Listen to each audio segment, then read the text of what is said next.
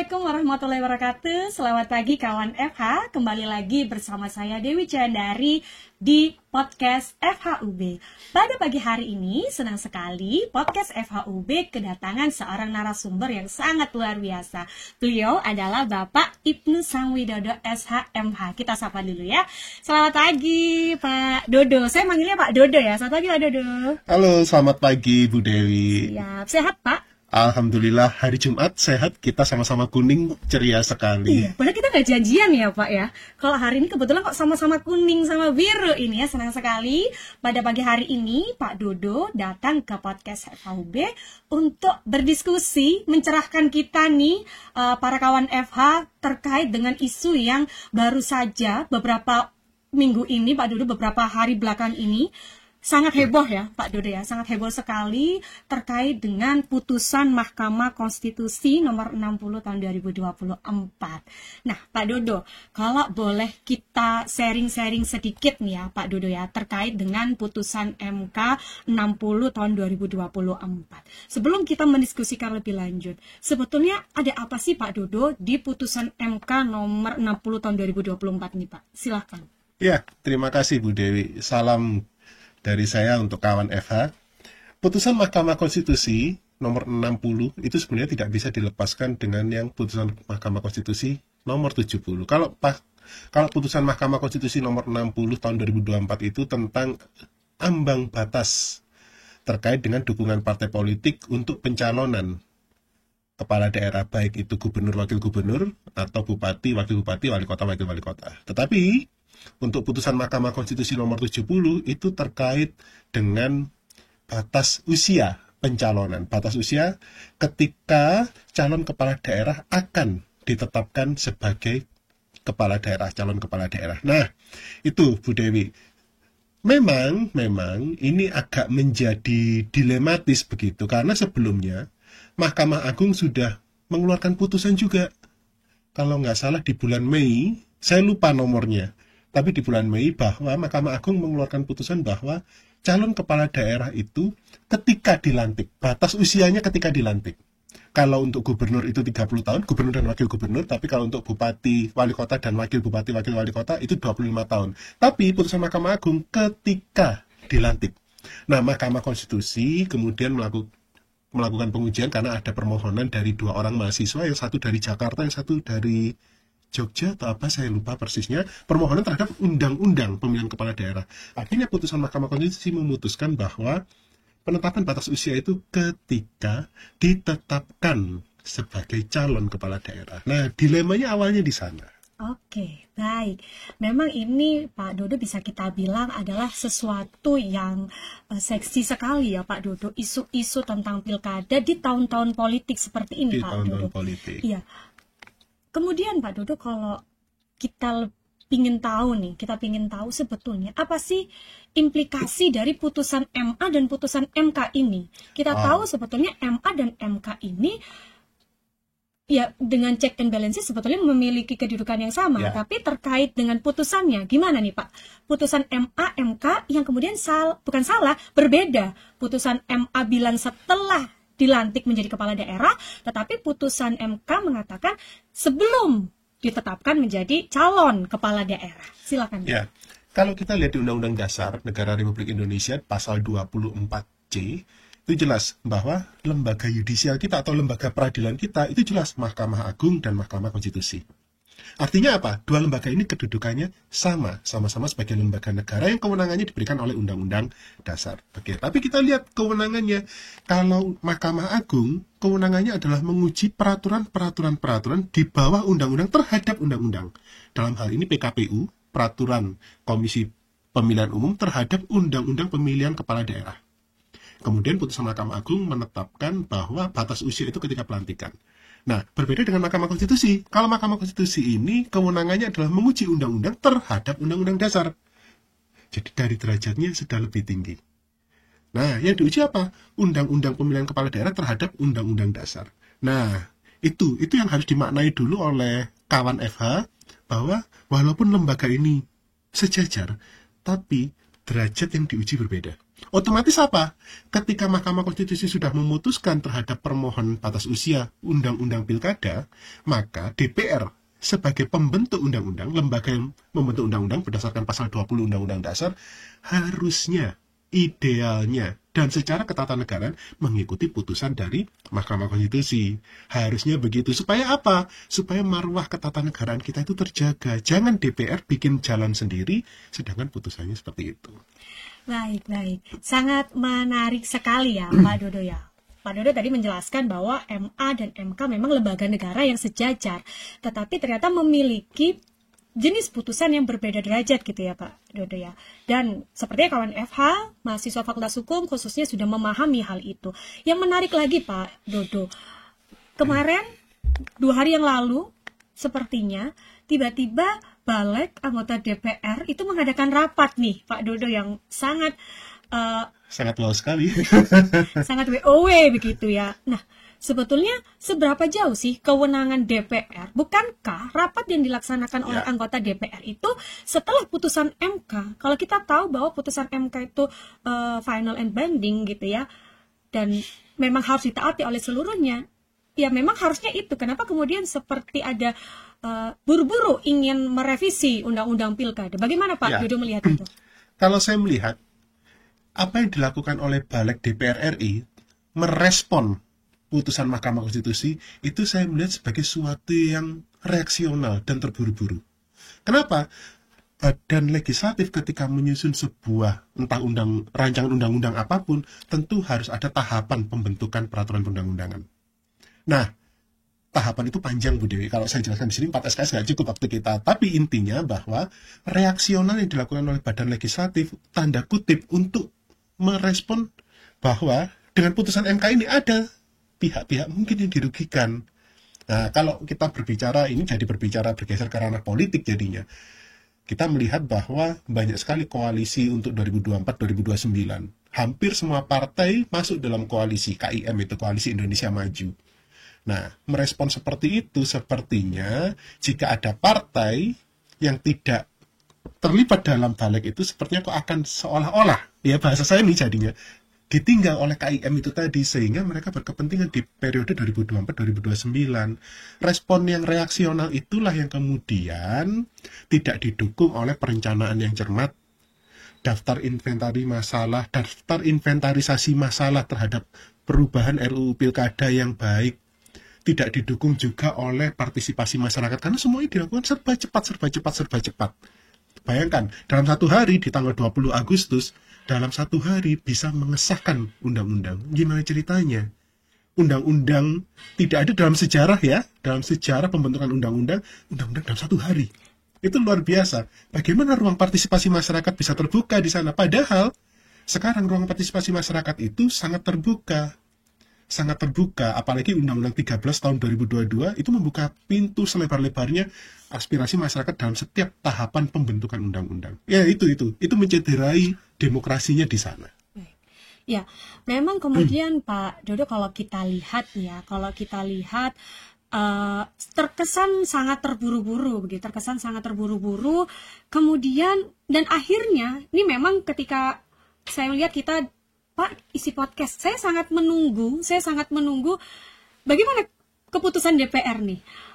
Apakah tetap melanjutkan revisi undang-undang atau malah membatalkan? Okay. Dan memang demo besar-besaran di mana-mana Pak Dodo, dan ternyata batal. Fenomena batal ini Pak, keputusan DPR untuk tidak meneruskan revisi undang-undang Pilkada, bagaimana Pak Dodo melihat? Karena adanya demo kah?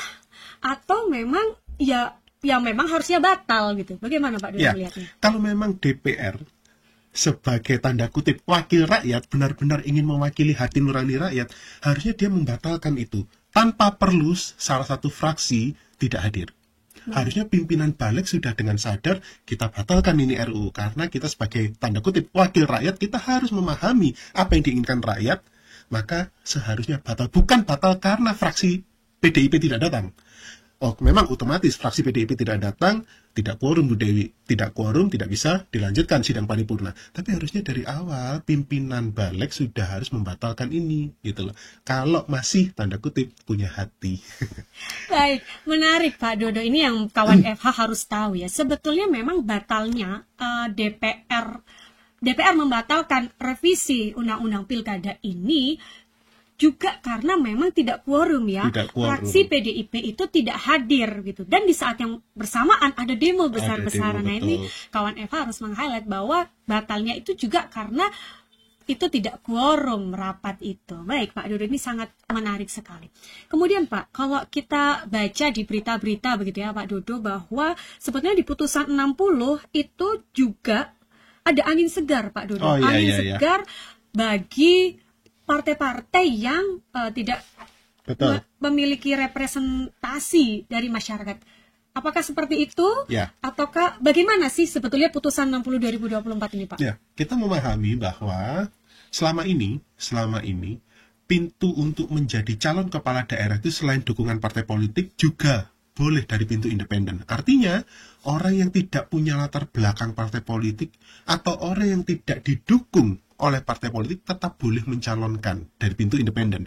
Nah, Mahkamah Konstitusi berdasarkan putusan 60 tahun 2024 beberapa hari yang lalu membuka lagi pintu lebih segar lagi apa?